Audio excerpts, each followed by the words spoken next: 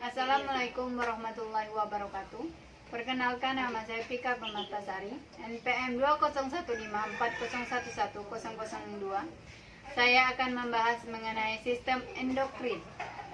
Sistem endokrin adalah suatu kelenjar yang mengirim hasil sekresinya langsung ke dalam darah yang beredar dalam jaringan dan mensekresikan zat yang disebut hormon. Fungsi-fungsi kelenjar endokrin, yang pertama itu menghasilkan hormon, yang kedua itu mengontrol aktivitas kelenjar tubuh, yang ketiga itu merangsang aktivitas kelenjar tubuh, yang keempat merangsang pertumbuhan jaringan, yang kelima mengatur metabolisme. Kelenjar dalam sistem endokrin, yang pertama itu kelenjar hipotalamus, fungsi bagian otak, memelihara hemostatis, misalnya nadi, temperatur, water weight, sekresi, dan pituitaritas. Yang kedua itu fungsi kelenjar pineal untuk mengeluarkan hormon melatonin yang mengirimkan sinyal ke berbagai organ tubuh tentang kondisi pencahayaan lingkungan. Yang ketiga itu fungsi kelenjar hipofisis, terdapat 3 bagian. Yang pertama itu hipofisis interior, yang kedua itu hipofisis intermediate atau hipofisis tengah, yang ketiga itu hipofisis posterior atau belakang.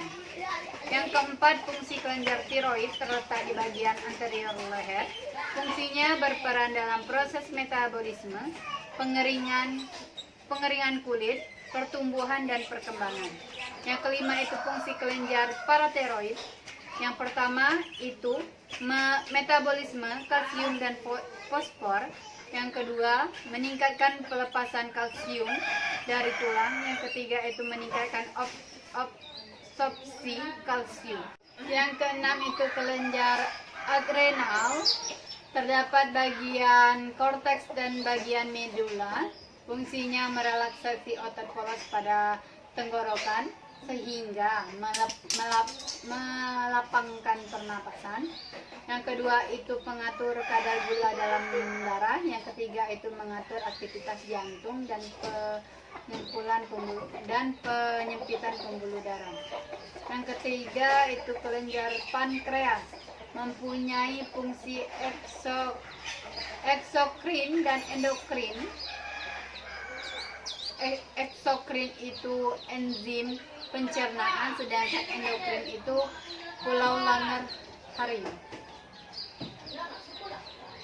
Pankreas mempunyai 3 sel. Yang pertama itu sekresi glukosa, yang kedua itu sekresi insulin, yang ketiga itu sekresi somatostatis.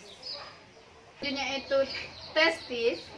Fungsinya merangsang diferensiasi dan perkembangan alat genital ke arah pria, mempengaruhi pembentukan sifat kelamin sekunder alat genital pria dan rambut. Yang selanjutnya itu ovarium. Ovarium menghasilkan hormon estrogen dan hormon progesteron. Hormon estrogen dibentuk oleh sel glukosa, folikel dan sel